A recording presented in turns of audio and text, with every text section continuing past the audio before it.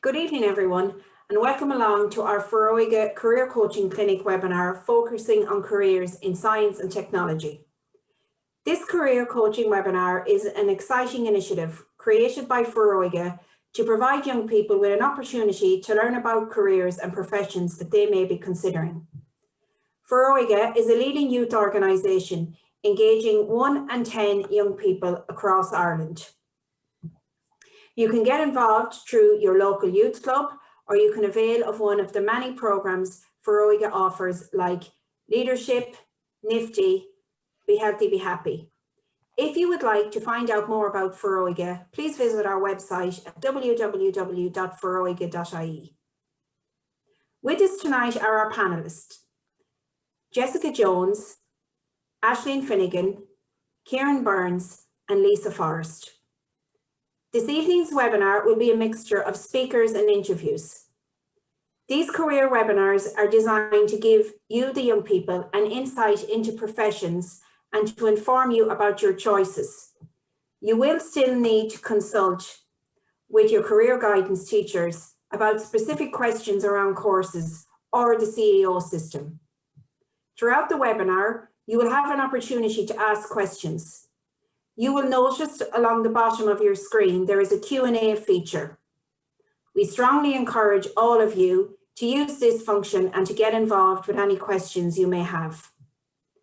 At the end of the webinar, we will be running an evaluation poll. It will take less than a minute and we would really appreciate your feedback. So, first up tonight, we have Jessica Jones. Jessica was driven by her interest in the TV show CSI to follow her career path in computing. Starting her journey studying forensic computing, Jessica later changed to computing and now works as an IT officer with Foróige. I'm going to hand over now to Erica to have a chat with Jessica about her career. Hey Jess, thanks a million for being with us this evening. So do you want to firstly just introduce yourself, say a little bit about your role to the young people, please? So hi everyone, my name is Jessica Jones and I am one of the IT officers in Foróige. So I have been working with Foróige since the end of 2016 and my kind of day-to-day is to make sure that all the systems are running okay and that everybody who forgets their passwords knows gets them all reset, looking after kind of just general things like laptop maintenance, getting new laptops ready for staff and making sure that all of our systems are secure and encrypted and we have antivirus, etc. on all of our laptops. But it can vary from day to day, and in Foróige there are quite a lot of staff, so there are about 450 plus staff and there's three IT people, so it does keep us busy every day regardless of what's going on. So Jess, Bernie said there that CSI prompted an interest in you. So did you know what you wanted to do when you were in school? Oh, 100%. I wanted to be in CSI. That was it. I wanted to solve all the crimes, but I wasn't sure about doing dead body forensics. I thought, I'm so good at computers, I naturally just pick tech up and just understand it straight away. So I thought, you know what? The IT side of forensics would be ideal to start off with. Now there were very few courses actually when I did put it down on my CAO, and Blanchardstown was one of them. So I did start off at that and think, that's it, I'm going to be stopping hackers and I'm going to be on €1 million a year and everything like they would be in CSI, and it'd be so cool. And it really wasn't for me in the end. So how long did you stay at that course? The course is 4 years in total. Now I did sign up to the level 8. Our first 2 years were general computing, so there was 4 courses in total merged together at the beginning.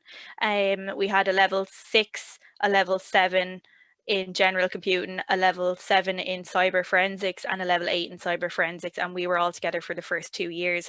But after the second year, you can branch out into the cyber forensics, or you kind of get a more general feel for everything. So I thought by the end of the second year, I thought, you know what, that's it. I think I'd like a feel for everything else, because we did like game design, which is something I never thought in a million years I'd be interested in doing. And I designed my own little army man game, which I thought, well, I was the bee's knees doing. Like I designed a website. My husband runs his own business, so I was able to use his business as something that I could do a website on. And you just kind of get that feel for everything rather than one specific thing.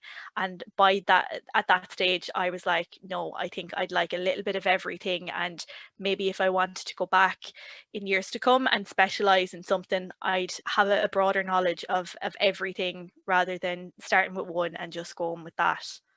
So if there are young people on the webinar this evening that are interested in pursuing a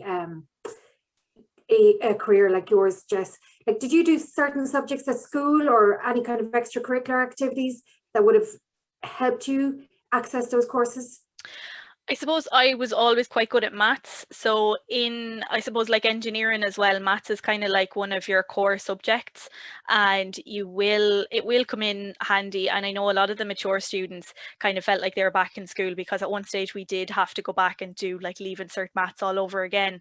But nothing specific. I think until about 5th year, I was a bit high in the sky and didn't know what I really wanted to do. I wanted to be an architect, I wanted to be a mechanic, I wanted to be everything in between. And then I got into CSI and was like, no, that's it, that's the one for me. But nothing kind of specific. I did all my, I think I picked geography, German, biology and chemistry actually. So I was kind of very science-based before I went into computers. There's a question here from Kyle asking, what types of things do you cover in computing degree? So can you give the young people maybe some of the examples of the modules that you did? I know you spoke about gaming and stuff. Yeah, so we covered so much. Like game design was one of them. Web design, like website design, was another. But we did do programming. So basically you learn how programming language works, and everything is a programming language. Like everything is zeros and ones, and it's a sequence. So we'd write our own programs. So I don't know if you've ever seen a command line on a computer. So it's a black screen with all the white writing, and it's telling you there's something wrong. But we would actually write our own programs to put messages on the screen. We'd have someone answer it, and depending on what answer you give, it will tell a different answer straight back to you. But it was difficult to kind of get your head around. You think, oh, it's easy. You just tell, like our lecturers use an example of, if you're going to make toast in the morning, what would you do? Like list out each step. But you think, oh, I'll get up, I'll put bread in the toaster, put it on, that's it. But no, you have to wake up, you have to physically get out of the bed, you have to get dressed, you have to walk to the kitchen, you have to pick up the piece of bread. You have to do every step specifically. And if something goes wrong, like code it's a hard thing to do, but you're either one way or the other. You love code or you really don't like it at all. And I was a person who really didn't like it at all. So when it came to group projects, I was always the person who wrote up all the documentation. I wrote the thesis and I let the lads take over the coding, because it just went above my head. I just could not get my head around it. Now, if I sat down and probably put more effort into it, I probably would understand it. But it is, you kind of, not, I don't want to say you have to be a certain kind of person to code, but there are certain people who take to it an awful lot better. So code was a big part of it. There's a question here asking, would you recommend a general degree instead of specialising? But I suppose, would you have seen it as a benefit that you did the 2 years kind of general first yourself? Yeah, I 100% think that the general 2 years kind of gave me a feel for everything, but I transferred over, and I actually ended up transferring technically twice, because I signed up for the level 8 4-year course in cyber forensics, did my first 2 years, and then transferred to the level 8 in general computing, but after the 3rd year I realized that I didn't really want to go on and do the 4th year. I kind of felt like I had what I wanted to get out of the course, so I applied to get I can't actually remember what it's called. Basically, I applied to the college to get my degree without throwing away 3 years of my life, because I just felt like I know what I kind of want to know now, and I'd rather get out and put the practice into the real world at this stage. So instead of just deciding to throw the hat in, I was like, right, I'll work as hard as I can until the end of the year. I'll get my good grades, and then an exit award, that's what it's called. I applied for an exit award, and I still got my level 7 degree at the end of it all. So what came next then, Jess, when you qualified? What was your first job, or what did you?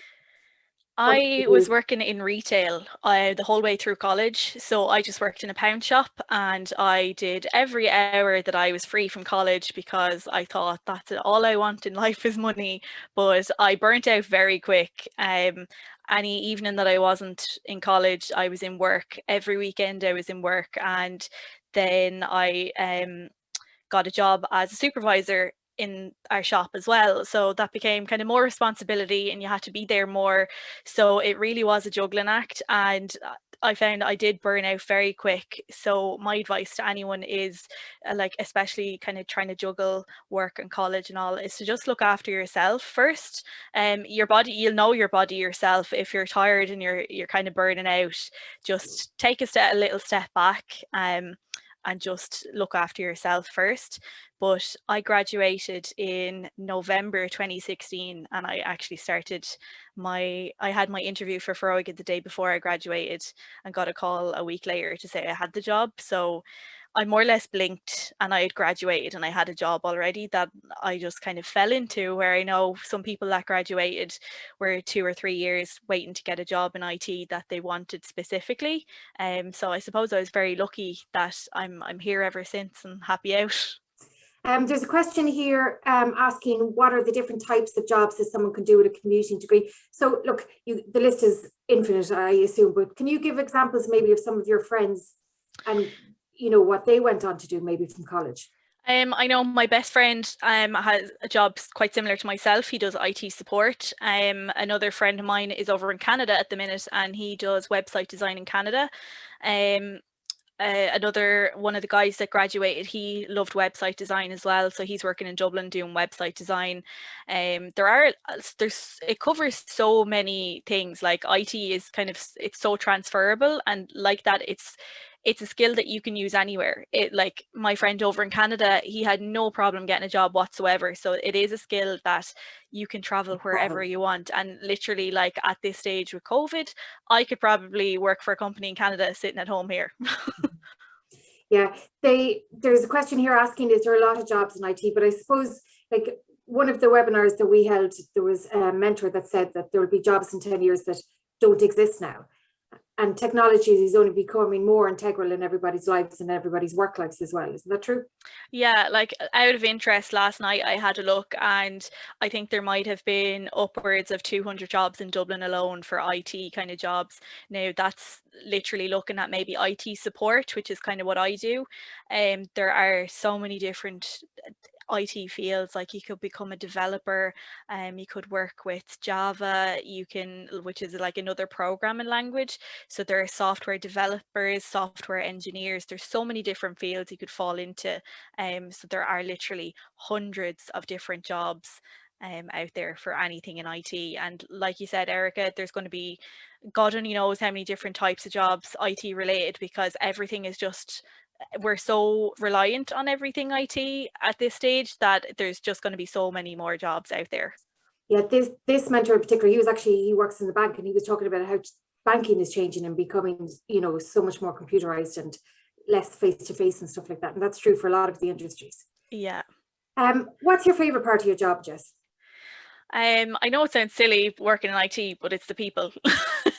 We kind of have a laugh and say, like, most of the time we only ever talk to people when they have a problem, but like we do have a good laugh. And because we're a countrywide organization, we get to talk to people from every corner of the country, and there's just some characters that work with us. They're absolutely gas, and it makes your day. Like, we have a system called Zendesk that we use to track all of our tickets, is what we call when someone emails into support to ask for some kind of help with something. And there is a feedback section. So once we solve a ticket and mark it as completed, they will get a prompt to leave feedback, like a thumbs up or a thumbs down. They can leave a little comment if they want. And if you're having a bad day and go in and read those comments and the feedback, it'll make your day, even your week. Some people are just so genuinely nice, and like, I know if I'm ever having a bad day, I'll go in and just read the comments and be like, oh, she's such a dote. Well, you know, that because the people is such a big part of what you like about your job, you know, it's not just computing. As you said yourself there, Jess, you're dealing with people all the time. So what kind of soft skills do you have to have in an IT support job?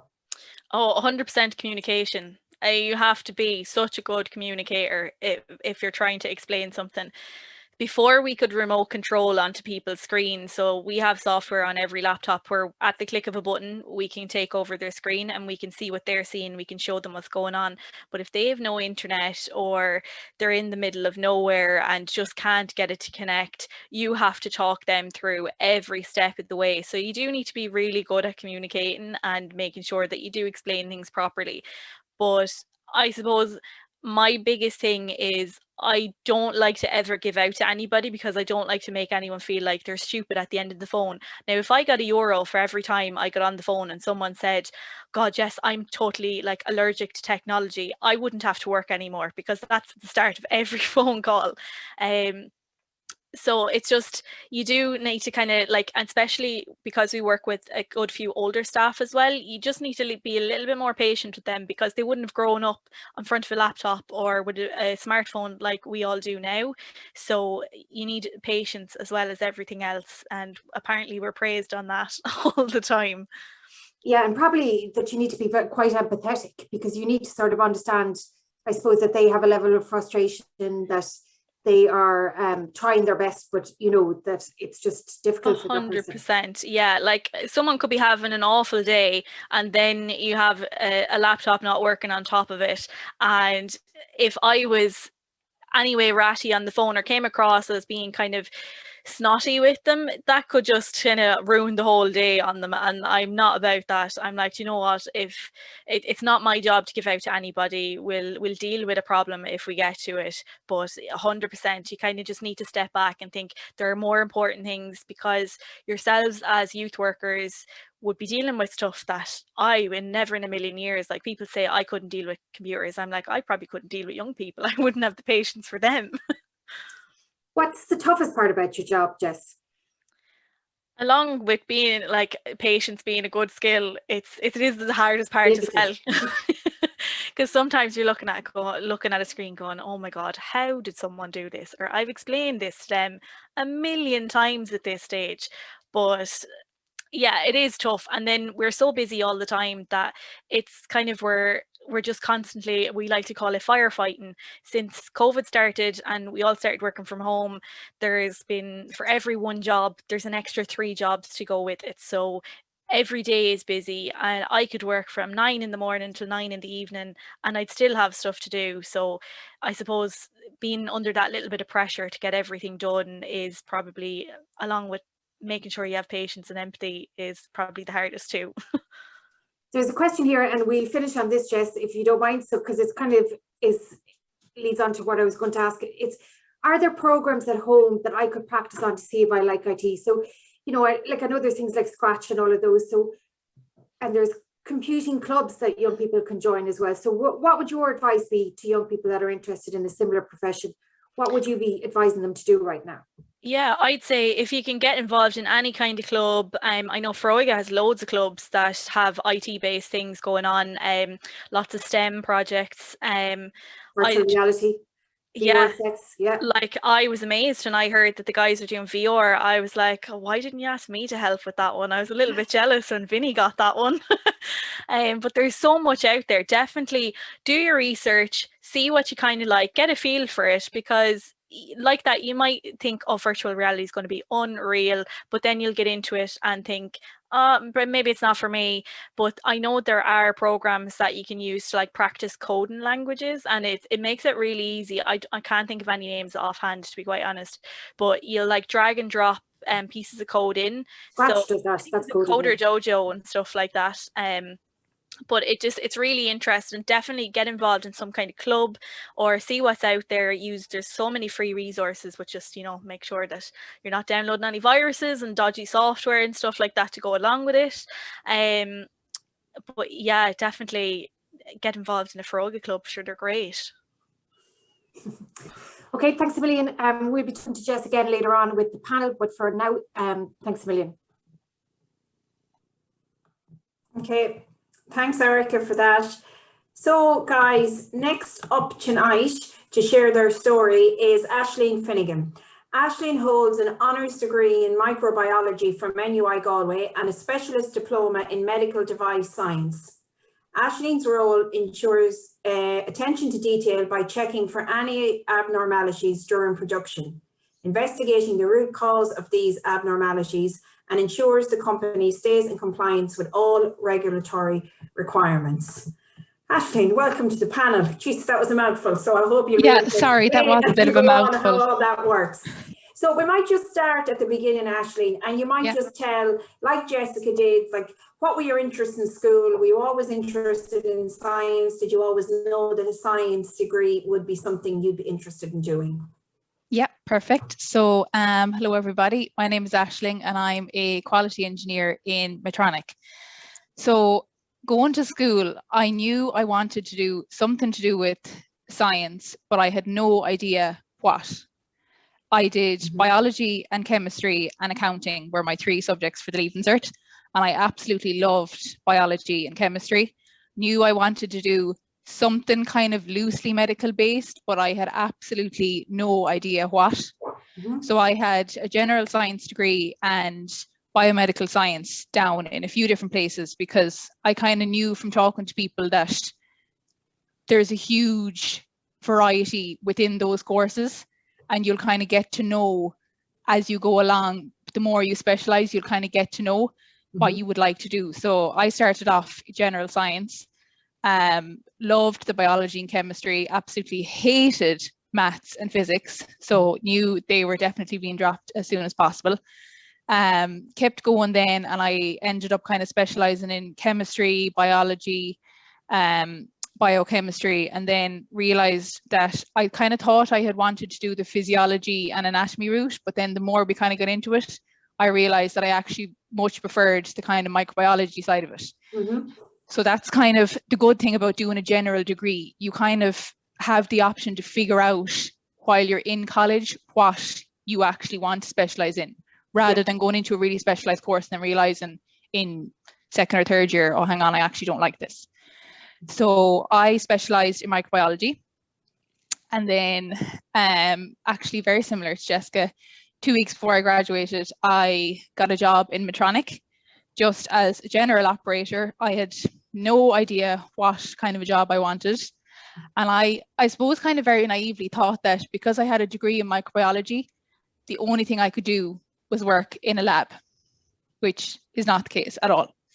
So I started Medtronic as a general operator and worked on the line for a year and a half, and it was probably the best thing that I could have done, because I learned so much about the company and all the different roles. I kind of thought the quality was you were either down on the line giving out to people or you were in a lab, but like there's so many other departments in quality apart from those. So I kind of then got a chance to go into the micro lab. So I was there for a year, learned loads in there, and then kind of realized that I didn't want to stay in microbiology because I kind of got a flavor for the other departments. So I ended up moving into the manufacturing side of things, and I absolutely loved that. So I'm still there ever since. Okay, so I'm going to just take a step back here. What is microbiology for me? Because I don't know what it is, and there might be young people on here who don't know either. So microbiology is basically everything to do with bacteria, yeasts, molds, viruses.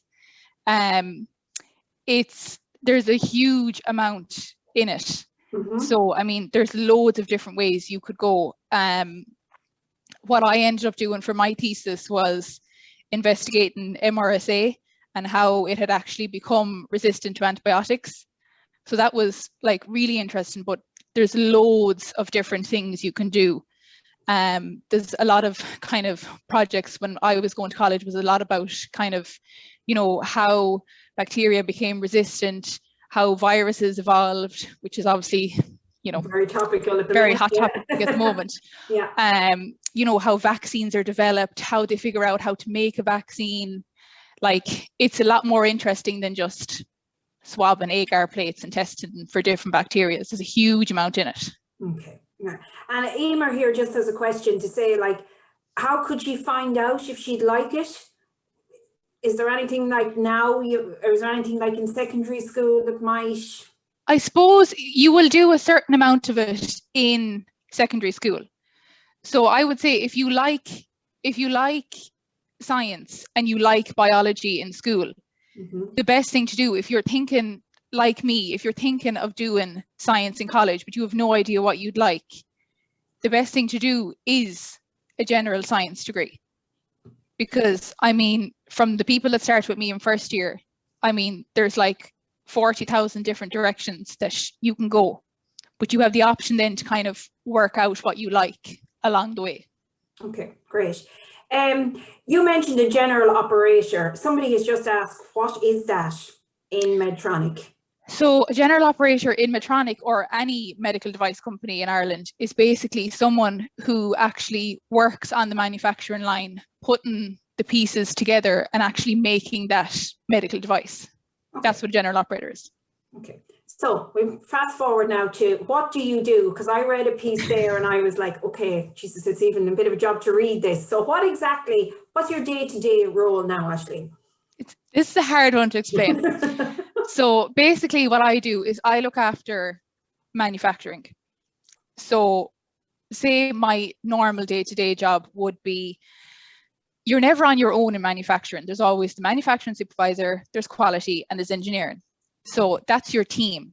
So it's always a team that goes around and reviews everything. So we'd go around to all the different lines and all the different cells and review, is there any issues? Has anyone noticed any issues with any components that we need to be made aware of? You know, was there any issues that have now caused an order to go on hold because we need to figure out how something happened or why it went wrong? Things like that. So then sometimes there can be little arguments between quality and engineering because quality want to do it the right way and engineering want to do it the fast way. Okay. And then the planners want everything gone out the door and released as quickly as humanly possible. So it's very much a kind of job where you're never on your own. It's always a team review and everything. So say if there was any changes that needed to be made with any of the processes, obviously we'd have to review, okay, why are they being made? How are they going to affect the product? You're always kind of thinking, you know, how is this going to affect the product?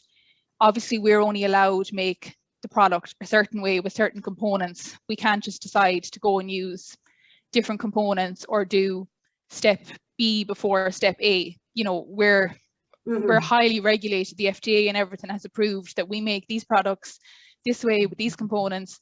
So it's kind of making sure that we stay in compliance with all of those kind of procedures.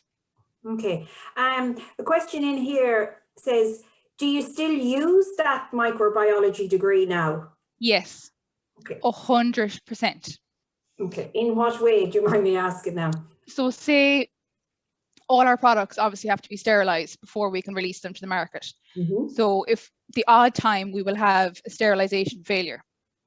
Our products are sterilized by different methods. Some of them are steam sterilized, some of them are ethylene oxide gas, some of them are gamma radiation. So they'll have different levels that we test to. So sometimes the very odd time we might get the sterilization will actually fail. So we test that product after it's sterilized, and the very odd time it will fail. So then we have to go back and figure out, okay, what happened on the line the day that product was made to cause that to fail? Because one of the components has obviously got a really high level of bacteria, and this bacteria will be sterilization resistant bacteria, so you can't release that product. So that's kind of where my micro background would really come in. If there's any stir issues or anything like that, the first person that they'll go to is me, because obviously, I mean, there's a lot of things that people wouldn't think of, but if there's any water used on the line, you know, there's certain types of alcohol that bacteria can actually grow in. So you kind of go into a deep dive of trying to figure out what possibly could have caused it. So yeah, 100%, I definitely do. Okay, right. And just another question that's in here, Ashton, is like, what would other people with a microbiology degree do? Oh, you can do loads of other things. I mean, you can work in, say, any of the sterilization facilities that we send our product to be sterilized. I mean, there's Steris in Tullamore, there's another big place in Dublin. You could work somewhere like that. You could work in any of the blood labs in the hospitals. Any big medical device company needs micro people. You could also then go into, I mean, it's not just a micro lab. We have a whole department in Medtronic that deals with how our products are sterilized, because that all needs to be obviously really tightly controlled.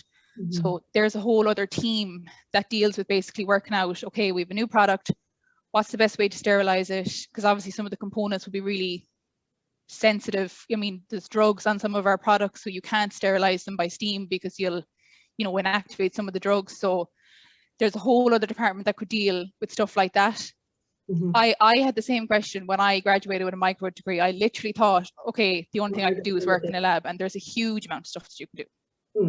So I suppose, like what Jessica said earlier on, you know, it's nearly like finding out what you're interested in and then maybe going in a certain direction. Yeah, okay. Definitely. Another question is in here, would I need to do biology in secondary school to go ahead and do a microbiology degree, or would chemistry and physics be enough? I'm presuming this young person possibly has maybe chosen physics and chemistry. So no, not necessarily. I mean, you can get into a science degree, I'm pretty sure, by just having one of either physics, chemistry, or biology. So I mean, everyone in first year has to do your basics, physics, chemistry, biology, and maths, and then after that you branch off. So I mean, there's no problem branching off to do biology when, you know, you haven't done biology in the Leaving Cert. I mean, it's going to be a bit more work, but I mean, there's nothing stopping you from doing it. No. Okay, and another one just came in here straight away saying that you mentioned maths. Was the maths hard in science? Like, you know, some people might like science, but they mightn't be really mathsy. So I am that person. Okay. I did honours maths for the first 2 weeks in 5th year, and then went, here, this is not for me. I'm doing 6 Leaving Cert subjects at honours level. I don't need to do maths. And I dropped back down to ordinary level. Ordinary level, I was grand, passed, no bother. I mean, you need it for first year. I got through first year maths in college because I had to. And then after that, I didn't need them. You need it for certain amount of things in work, but I mean, everyone has a calculator. Okay. There's another one in here, actually, that talks about, you know, say when you started in first year, what were the general modules you would have done? Because there probably are loads of young people on here tonight who are thinking, you know, if I do science, what am I going to have to do? So what were, you know, obviously you did a bit of microbiology. So what were the other things that you would have done? So in first year, you do maths, which is pretty much the maths that you would be doing for honours Leaving Cert. So that was probably where I had to do the most amount of work. The likes of your chemistry and biology and physics, they basically give you a flavour of all the different parts that you'll end up branching out into. So they are pretty general, but you get, you know, you get a little bit of biochemistry, you get a little bit of anatomy, a little bit of physiology, a little bit of microbiology within that biology module to kind of let you figure out in first year what you might want to do in second and third year. Okay, right. So it is very general. It is very general, yeah. And that in one way, probably that's nearly better because instead of, as you said at the start, of being a very specialist degree that you mightn't like. So I'm just going to take you back. You were saying there that you work as part of like a team of people, and Jessica mentioned this as well. Do you think that, you know, it's great to be really good at science and it's great to, you know, have your degree, but do you think there are other skills you need to work in, say, your field? Yeah, And 100%. Chat about those. Pretty similar to Jessica. Patience. I mean, there's a lot of issues every now and again, and the planners will want the issue solved within 24 hours and the order gone out the door, and that's it. But you know, you kind of have to have patience to say, okay, hang on a minute now, this is complex, it's not going to take 24 hours, it's going to take the week to figure this out and get it written up. Communication, definitely, because you're never on your own in quality. You're constantly liaising with different departments and trying to sort out issues. Problem solving, definitely, because a lot of the issues we have, you look at it firsthand and be like, what in the name of God went wrong here? How did this person manage to do this? And I mean, some of them you'll just think it's impossible to do. And then you basically have to go back to the very start and try and trace what they actually did. And it was funny, Jessica was saying there about IT going into everything. All our paperwork that we used to use to control, you know, our batches used to be all paper-based, big 30-page booklets that went with all the orders. They're now all moving over to IT. So that's another completely new thing for me in the last 2 or 3 years. They're all software-based systems. So, I mean, that's a completely new thing. That's probably the best thing about the job. There's something new every single day of the week. You're never going to be doing the same thing 2 days in a row. No, that was actually my next question. Is your job, it's a varied role? It is so. Extremely varied. And then someone has just hopped in here. Would you find it a pressured job? Like, would like dealing with those issues and problems, would there be pressure involved? There can be sometimes, but you kind of need to learn how to say no sometimes and put your foot down. But a lot of people say you're either suited for manufacturing or you're not. And I was kind of pulled in, kind of more so because of my personality, because I'm kind of a, you know, get on with it, get it done. You either like operations or you don't. It can be very fast paced at times. And obviously there's weeks where everything goes wrong and you just want to like walk out the front door. But yeah, it's extremely varied. Like no 2 days are ever the same. Okay. So Aisling, just before we finish up, just one more question I have for you. Do you feel your job, like, you know, you work with Medtronic, which is a massive medical company. Like, do you feel now that you're boxed into that type of role, or is your job and your, say, your qualifications, are they transferable to other fields in science? Oh yeah, definitely. They're definitely transferable. I mean, we have an awful lot of people even, I mean, we have a massive complaints department, but we'd have a lot of people in that. I mean, like we have nurses in that. We have a woman who used to be a brain surgeon in Germany and she decided she didn't like it anymore. So she now works in our complaints department. But like even within Medtronic or those kind of medical device companies, there's obviously like 16 or 17 departments within quality. So I could stay moving around departments in different companies for the next 20 years if you want to. It's a kind of job where you're never going to be bored. There's an awful lot of opportunity to move around. Okay. Now, Aisling, that's great. Thanks a million. We will come back, as we said, in the general discussion at the end with more maybe general questions that come in. But for now, I'm going to hand back over to Jim. Thanks a million. Perfect.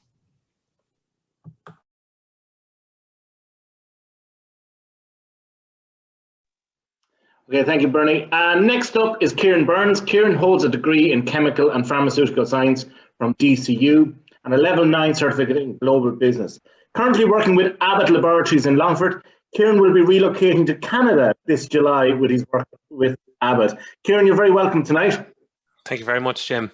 Thank you very much for coming on here and telling us all about your role. So I'll let you introduce yourself, Kieran, and tell us a bit about what you do for Abbott Laboratories. Yeah, okay, so my name is Kieran Burns. I'm originally from Cavan. So I qualified, I finished up my degree about 3 years ago. And straight out of my degree, I started working with Abbott. And I suppose I've been very lucky. I've been with Abbott for 3 years, and within them 3 years, I've done 3 different roles. So Abbott have kind of provided me with great opportunities at, like, to be honest, I'm at quite a young age, and I'm in a leadership position at the moment, which is great, which Abbott gave me the opportunity to do.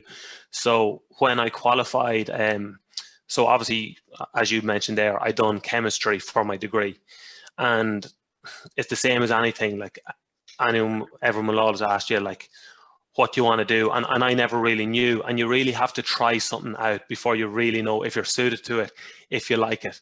So I done 4 years studying chemistry. I like chemistry, but I was spending a lot of time in the lab. So kind of about 3 years in, I said, look, I like chemistry, but I don't see myself in a lab. So finishing up, I was kind of looking at my options, and I was like, right, what do I like doing? I'd say I'm a people person. So I started looking at business orientated. So I done a business orientated graduate program, which put me into the supply chain department of Abbott. So I went into supply chain where I was a scheduler. So obviously Abbott is a big manufacturing plant. So you're constantly scheduling the workload for your operations lines. You're just making sure your operations lines are running at maximum capacity. So I done that for about 9 months. And then I got involved with an Abbott program. It's called the Professional Development Program. So this is a 3-year program. So for each of your 3 years, you have a different role. So in my first role, I relocated from Abbott Longford down to Abbott Vascular in Clonmel. So Abbott Vascular, we make stents, we make vessel closure devices. So similar to Aisling, when I was in Clonmel, I was a quality engineer. So kind of Aisling gave you a kind of a good overview of what that is basically. So to give you an example, obviously we're a medical device company. We were making vessel closure devices for the heart. So let's say we had a doctor in the field who was using one of our vessel closure devices, and for some reason in that surgery, our vessel closure device didn't work. That hospital obviously issue a complaint. As a quality engineer with Abbott, I'd pick up that complaint. I'd investigate that complaint. I'd try root cause it. So that's kind of brief synopsis of what a quality engineer would do. And then after that year, I relocated back to Longford, where I'm now a team leader of a microbiology team. So I've 7 people working under me in the microbiology team. And I also am a team leader for a quality team. So the quality team, it's more of a firefighting team. We're kind of just dealing with new problems every day. So they're very different, lots of variety every day. No day is boring, definitely. So that's kind of a brief overview of what I've done in 3 years so far. And then obviously, as you mentioned, in July, I'm relocating to Canada. So again, as part of that program, I'm going over to Ottawa in Canada, where I'm doing a business excellence role.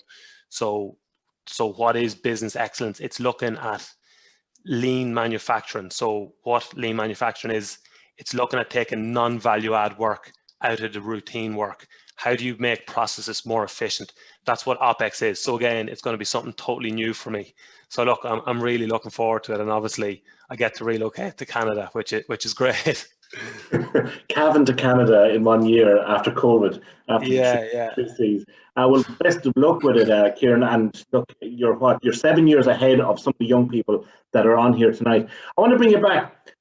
What were you like in school, Kieran? And did you always like the science element of the subjects in school and that? What were you like as a student? So, yeah, like, to be fair, I didn't really know what I liked. So I was kind of dipping my toe in everything. So for my leaving cert, I kept on business because I easily could have went down a business route. It was 50-50 if I was going to go business or science. So I done business. I done chemistry because I like chemistry. And then I done agricultural science, and not a farmer at all. Ag science was a funny one for me. Like, my brother has a farm, and he's owned the farm for 7 years. I've been out to the farm twice in them 7 years. So like, farming is not my thing, but ag science is one of them. I knew I could get a good result in it. I knew what was necessary to get a good result. So it was kind of a tactical choice for me. But obviously, again, it's still a science, so you could use it to get you into your options.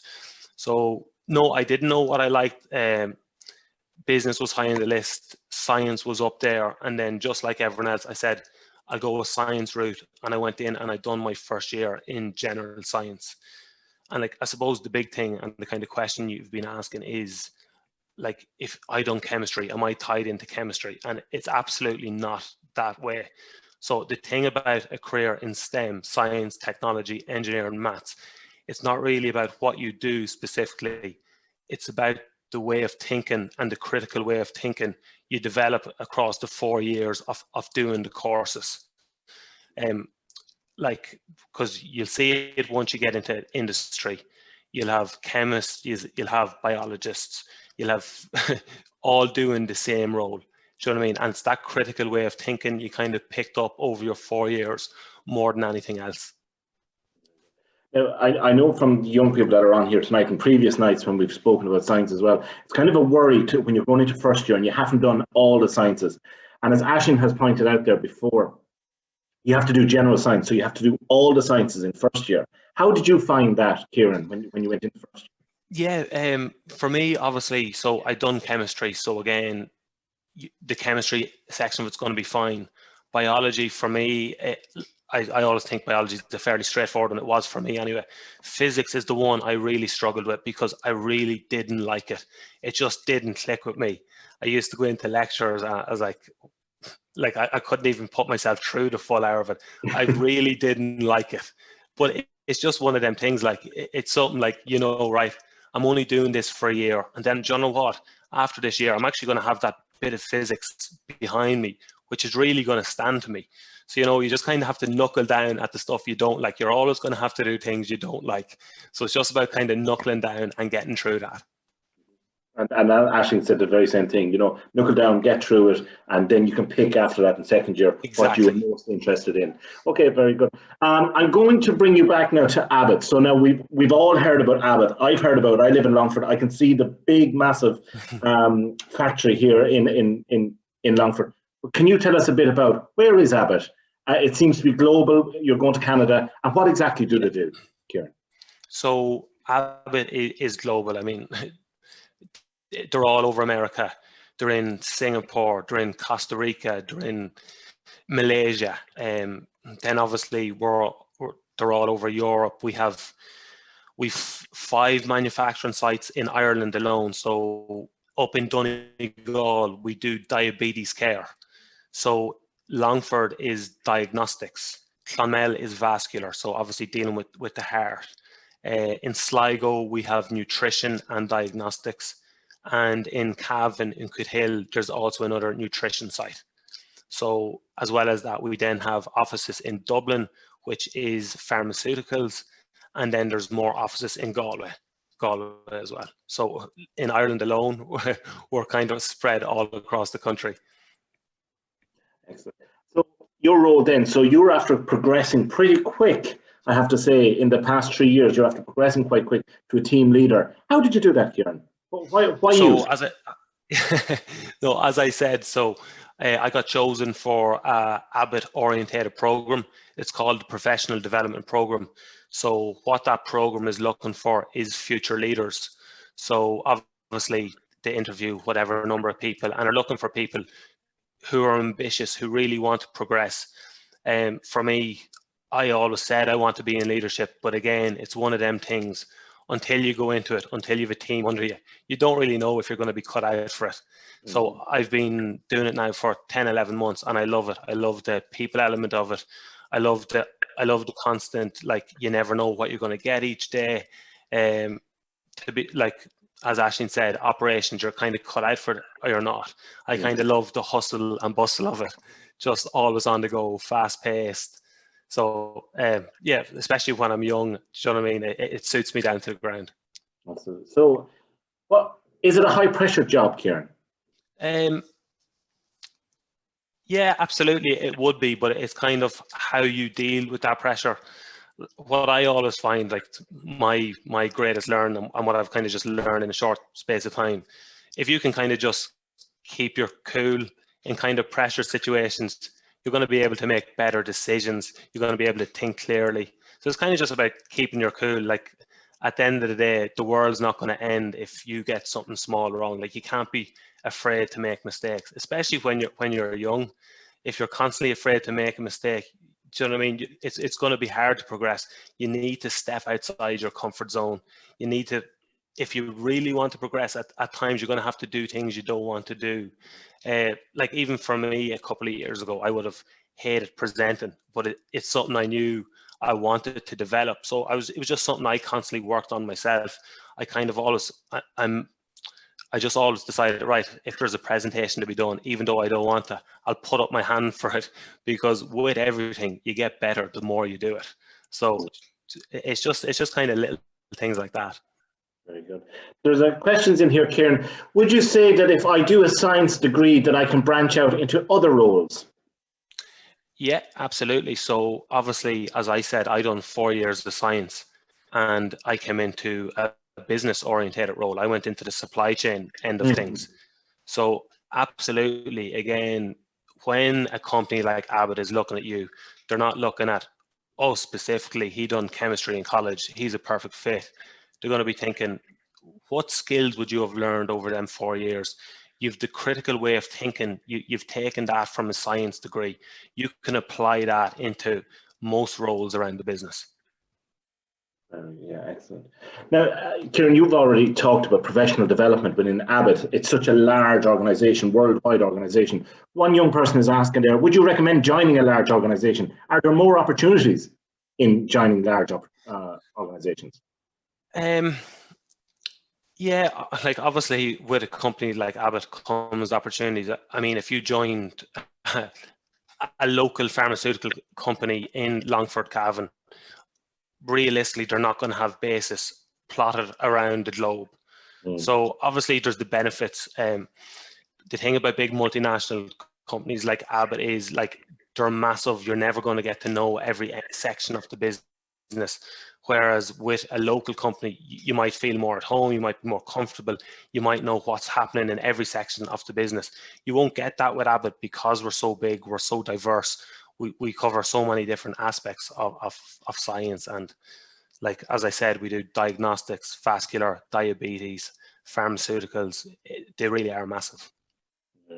Kieran, I know you've answered this already, but yourself, were there other jobs or roles that you could have done with your degree that you might have liked to before going into Abbott or after Abbott? What other area would you like to go into? Yeah, well, I suppose, so obviously in Clonmel, I was put into an engineering role. Obviously my science, like I didn't study to become an engineer. So if I told anyone, oh, I'm after spending 4 years doing chemistry and now I'm becoming an engineer, they'd be looking at me like I had two heads. Do you know, that kind of way? But again, after 2-3 months, it's something you pick up. Like you're not tied into any one thing. I went into supply chain again with big global companies.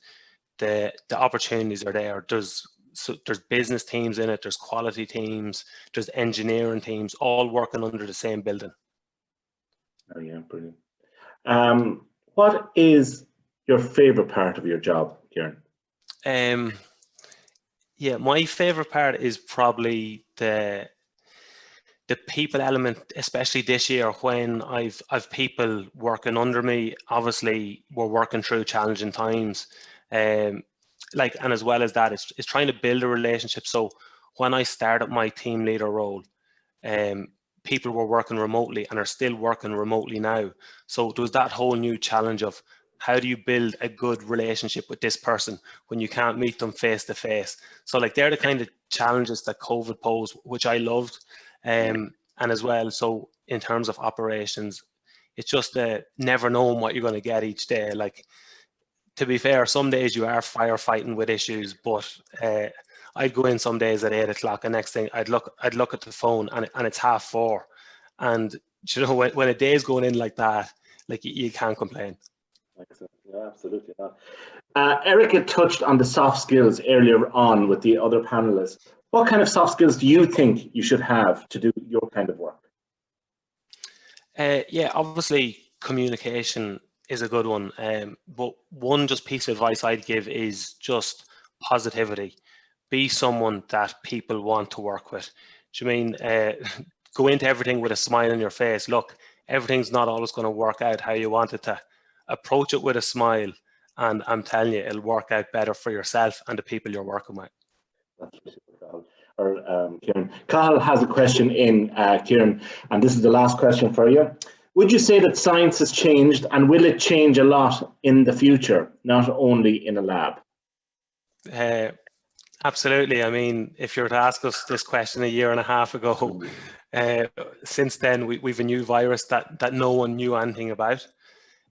Within the space of a year, we've developed vaccines. We've changed our total way of living.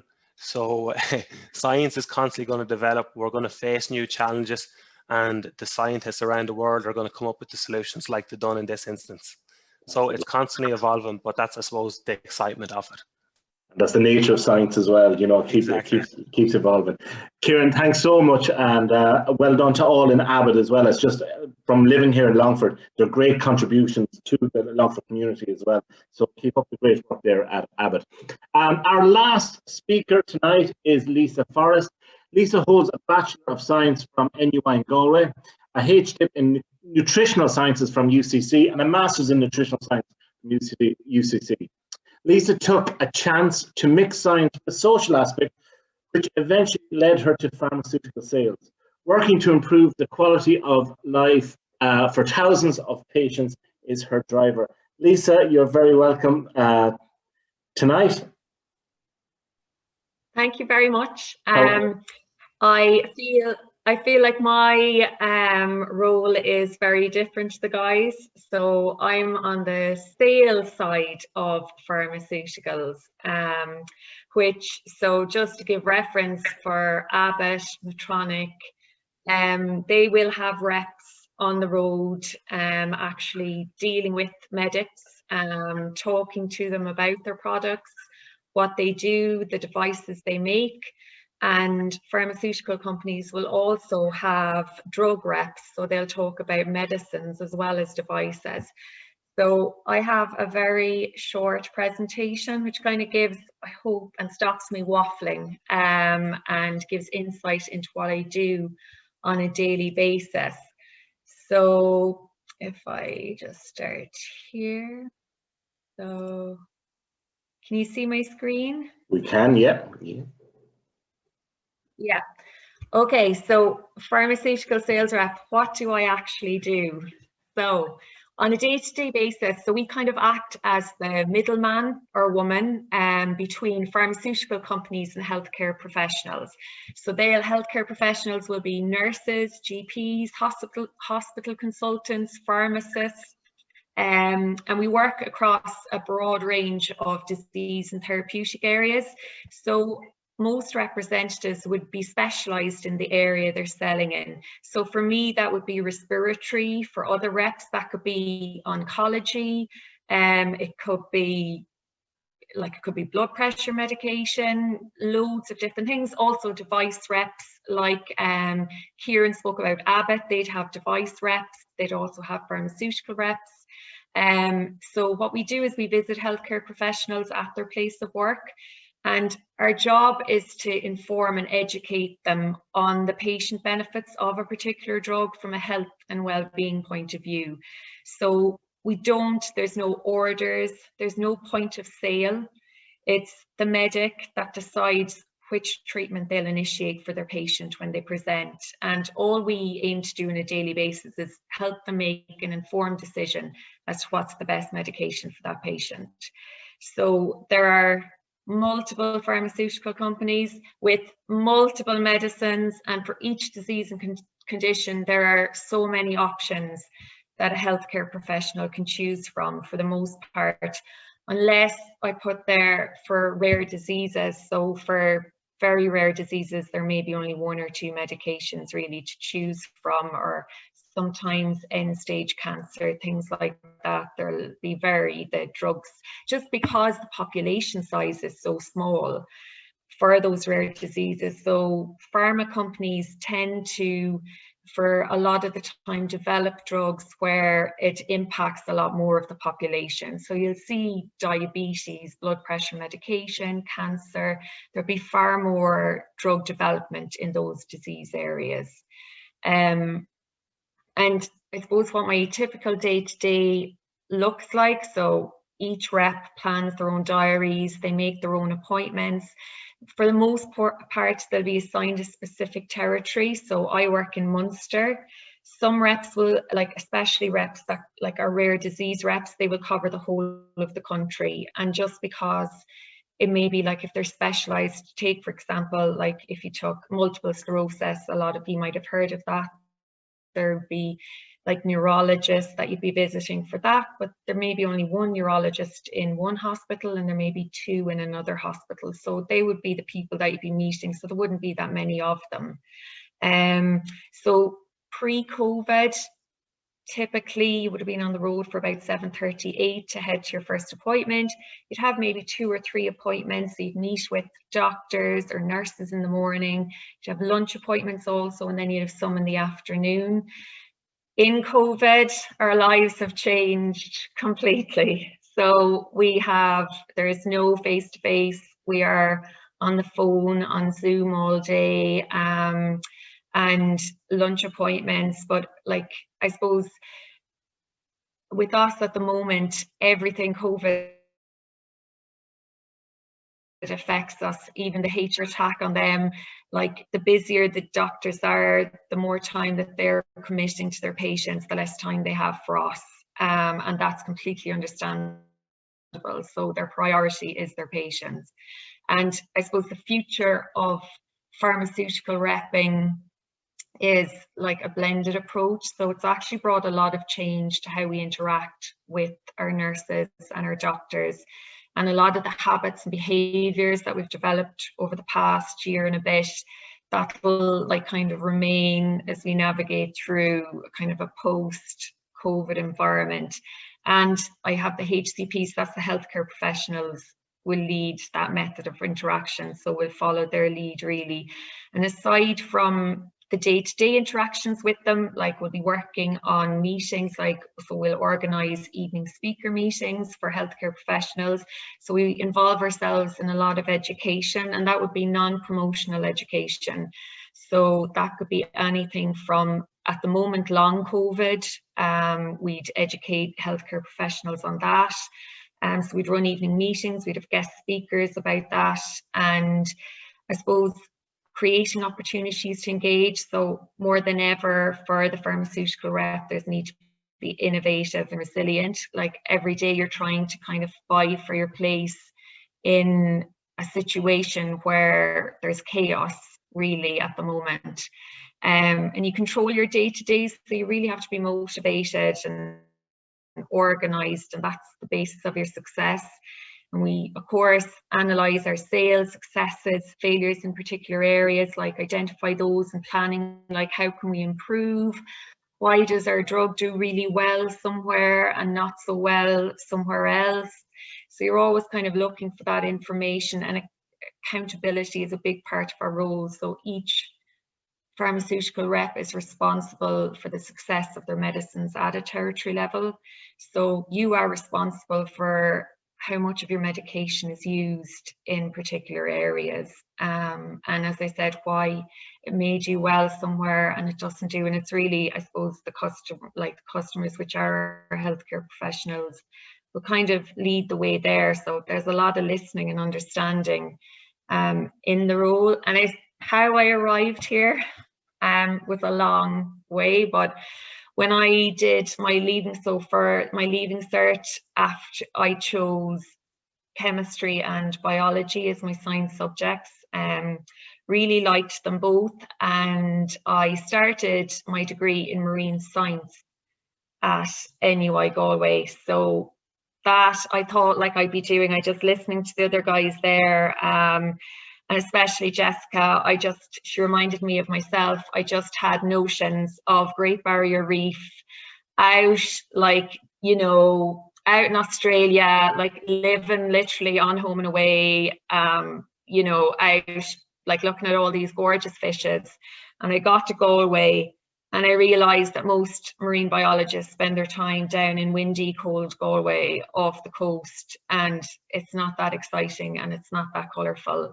So I moved after 1 year marine science, and in NUI you can just transfer after that first year for a lot of the, so I suppose to the guy's point there, like you may start in a particular science degree, but within NUI Galway, there's so many other science degrees that and various that there's the opportunity to move in second year once. So every, I suppose for marine science, my first year was a general science degree as well. Like we were in with medicine for some things. I was in with all the biomedical guys. We were all in together.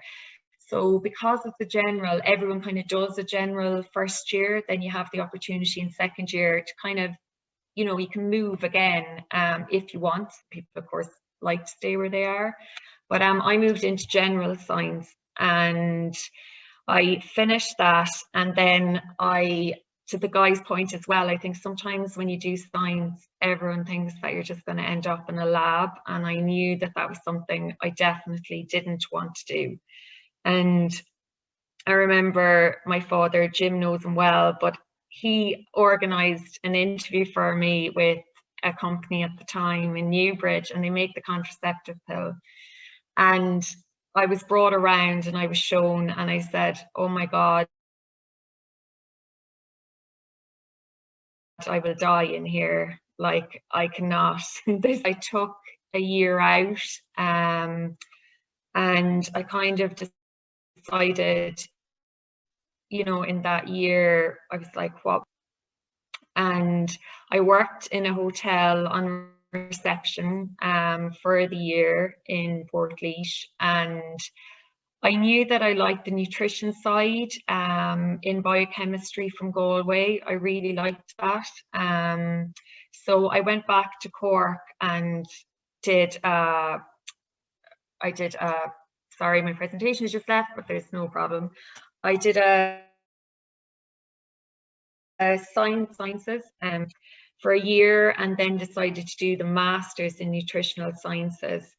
And after that, I worked actually with, so an opportunity came my way, a research opportunity with UCC and with Cork University Hospital. So they were working on Crohn's disease and vitamin D, and I'd actually done my thesis on vitamin D, which is actually really relevant today with COVID as well. And I finished that, and so I worked there for a year, and a friend of mine actually who later went back and did dietetics. So there's so many things to go in. He said to me, thought really like repping. Did I ever think about it? She was doing it, and of course I listened. It sounded great, the social aspect of it as well. And I said, you know what, I'll give it a go. And I went for an interview, and that's where it all started 14 years ago. And I've been with 3 pharma companies since, different disease areas, and yeah, here I am today. So that's my kind of life story. Lisa, thanks very much for that. And there's a few questions coming in there, but one of the questions I just want to ask, and I'm asking each one there because I know how nervy it is going into a science course, and any young person that's out there thinking going into a science course, I know that's how you're feeling because I myself did a science course. You were going into general science. Did you find it hard, Lisa? I did. I found first year really hard. And I think I found it hard to settle. I had wanted to leave school as fast as I could. I didn't do transition year. I just wanted to go to college. That was it. I wanted to get out and be free.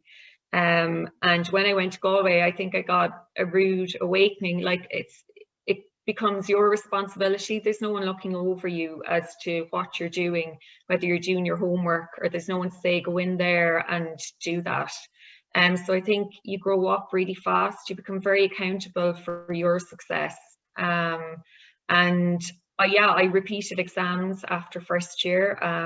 So I enjoyed it thoroughly, and then had to repeat exams. I had to repeat God, was it, I think it was earth science or something in first year. And yeah, so that taught me a lesson, let's just say. And I more than the course itself, I found actually adjusting to college hard. So again, open your eyes wide open going into the different courses.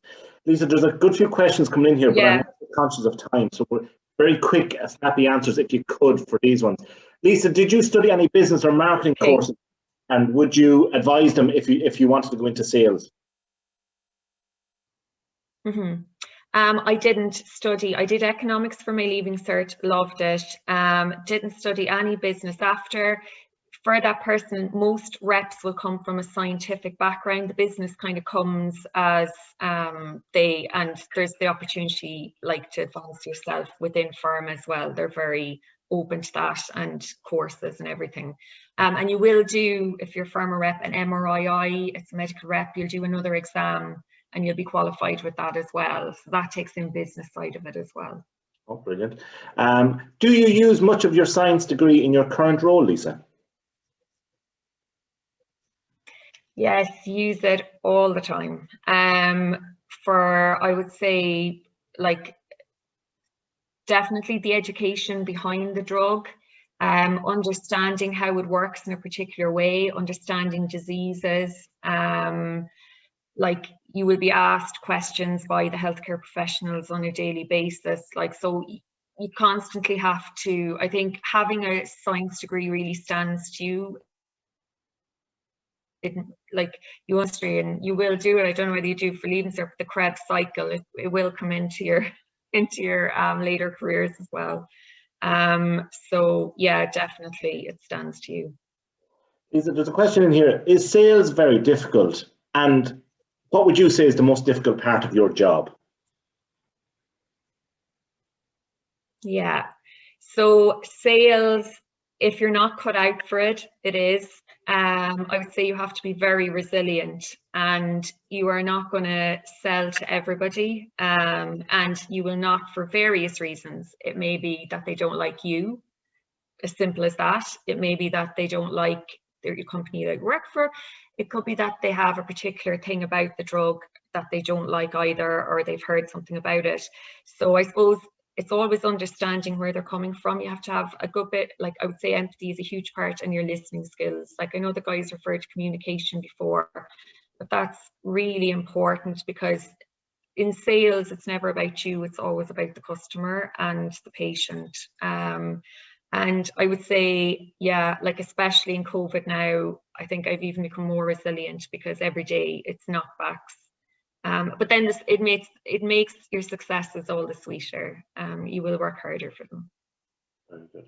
Lisa, what's your favorite part of your job?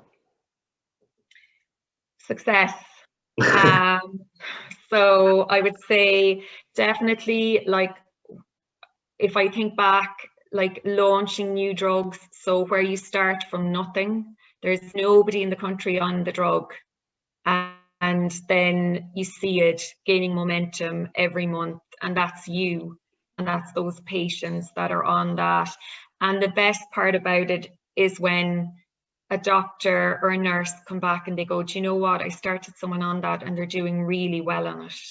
They've improved, they're able to do, like, I've sold drugs in different areas, but like even antidepressants, like people that have been depressed and have improved, and their life and their working life is improved. And it's so nice to hear all those stories. And it's because you spoke to that healthcare professional and you told them about the drug and the benefit.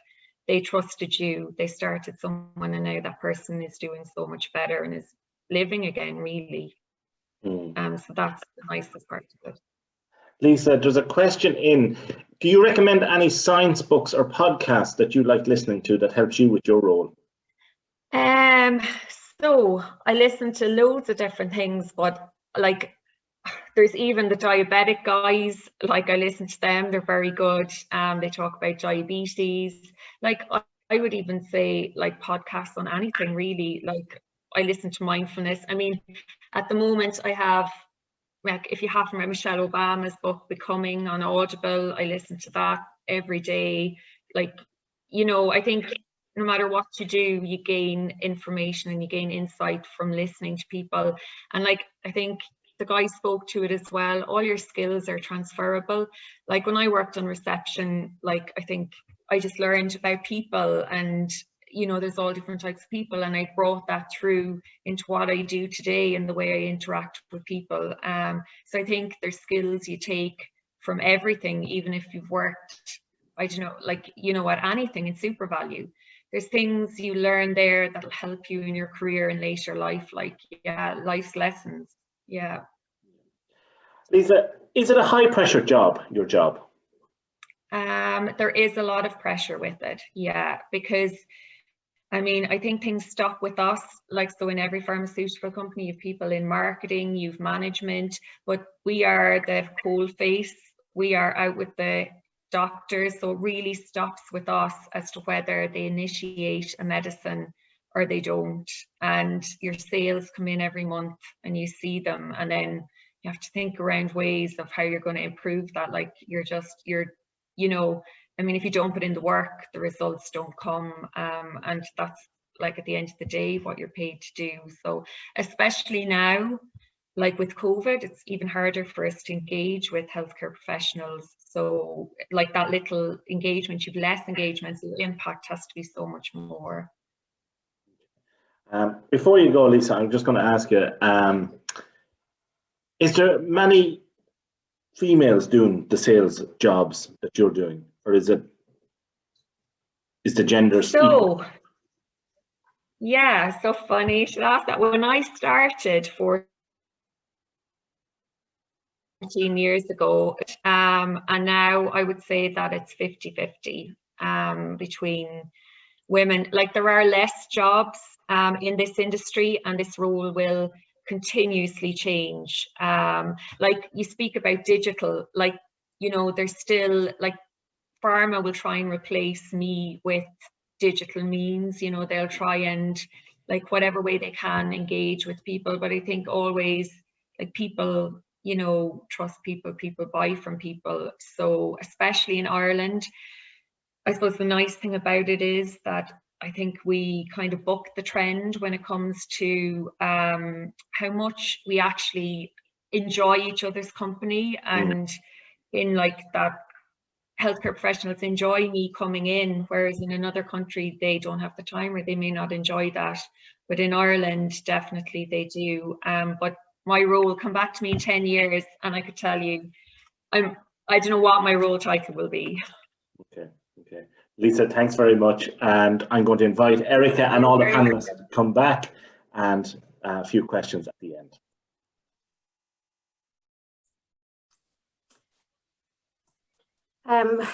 So thanks, everybody. We're just going to ask you a few general questions. We might take a couple of different answers from different people, if you don't mind. So these webinars were originally created as a response to the lack of work experience opportunities for young people.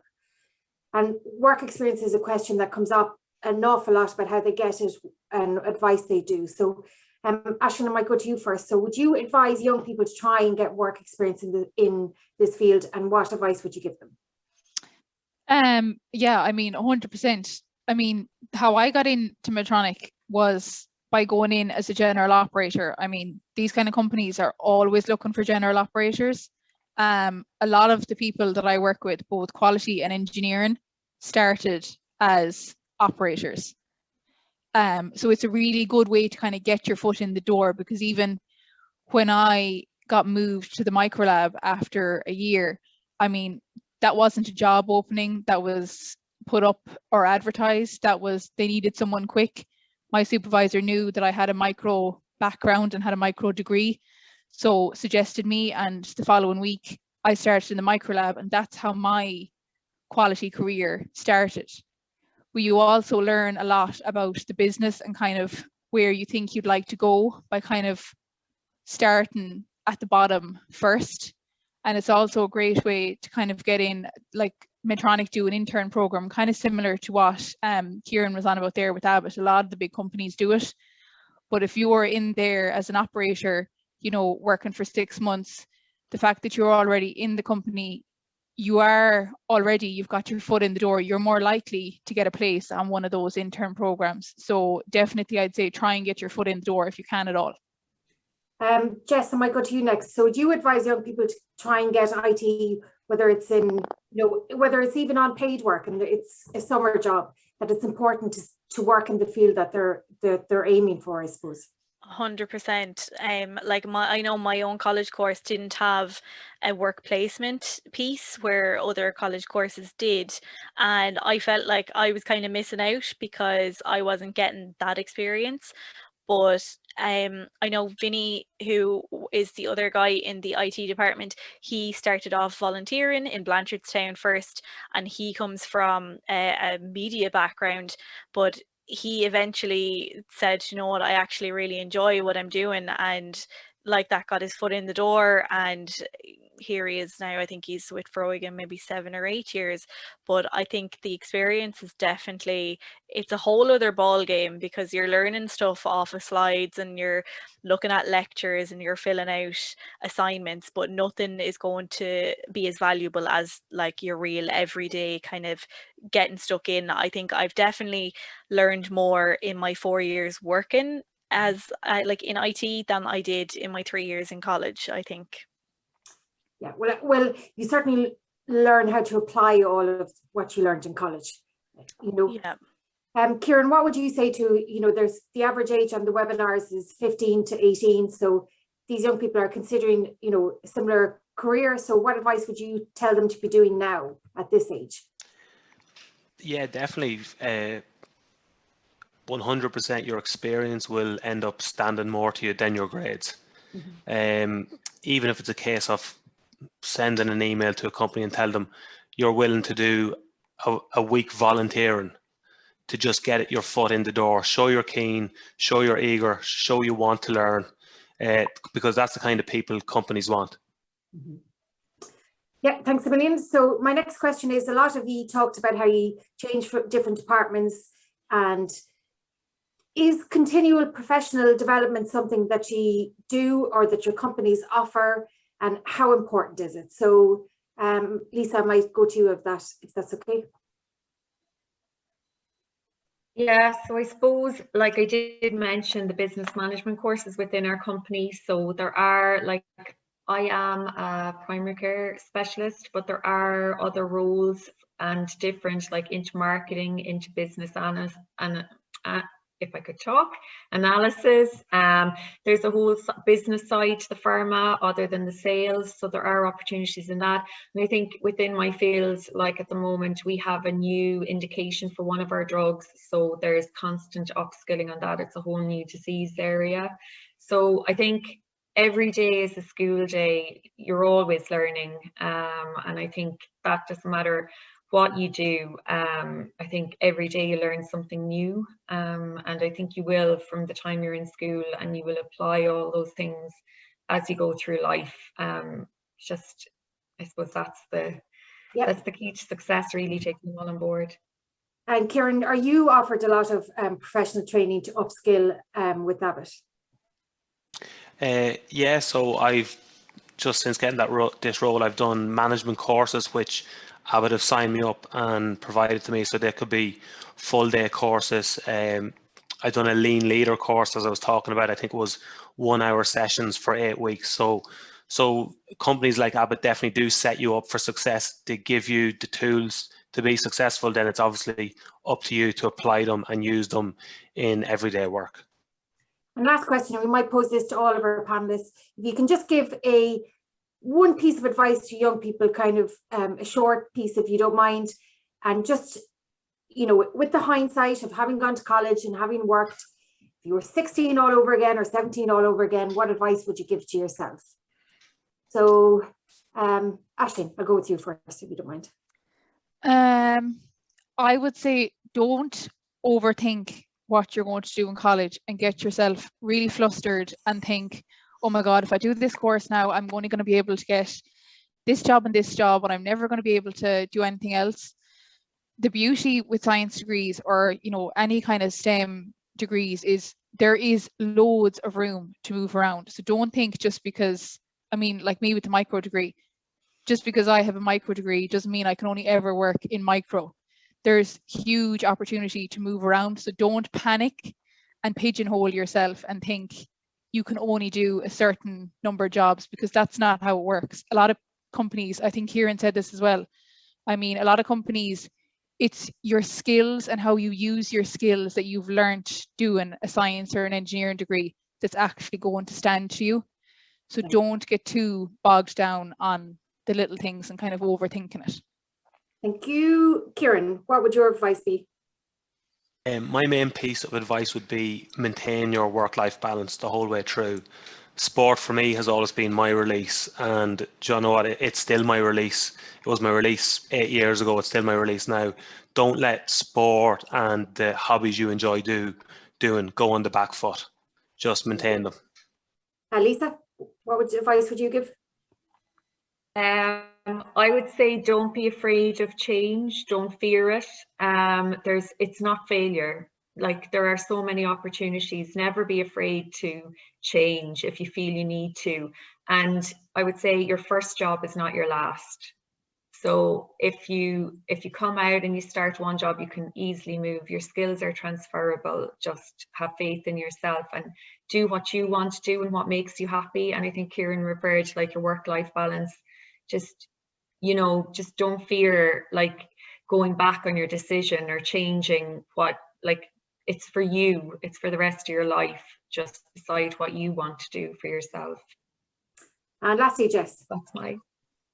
I suppose just to kind of echo what all the guys said, like nothing is set in stone. Like you are always able to change your mind. Like I changed my mind about 3 or 4 times and even thought about dropping out near the end and thought, no, I'll stick it out. But I suppose one piece maybe especially for any girls looking to go into STEM, because there are so few, like my course started 120 students, and of that maybe there was 6 girls and 2 of us graduated. But not to be afraid to sign up to one of these courses because they are kind of mainly male focused. Go for it. If it's what you enjoy, do it, and don't let that ever be a factor in it.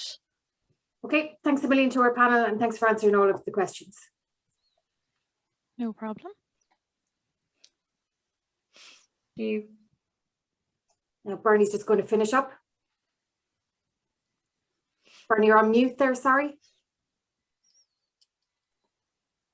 Thanks, Erica. Our final job for tonight, everybody, is to carry out our evaluation poll, which has now been launched. So just 3 quick questions, and we'd really appreciate if you would do that first. But on behalf of Foróige, I would like to sincerely thank our panelists tonight for coming on. We really found your input beneficial, and we hope that the young people did too. For those of you who would like to get involved in other Foróige activities, please log on to our website, and we will also be sending you an email in the coming days with more information on that. As I said already, we would really like to thank our panelists. You have given a great insight into the young people who are on here tonight in what it's like to work in a career in science and technology. We have a couple of more webinars left. We're nearly finished at this stage. So if you are still interested in finding out about other careers, make sure you log on to our Eventbrite page to get more information there. And that's, I think, all for tonight. And I'd like to thank everybody involved, and I hope you found it beneficial. Thanks a million.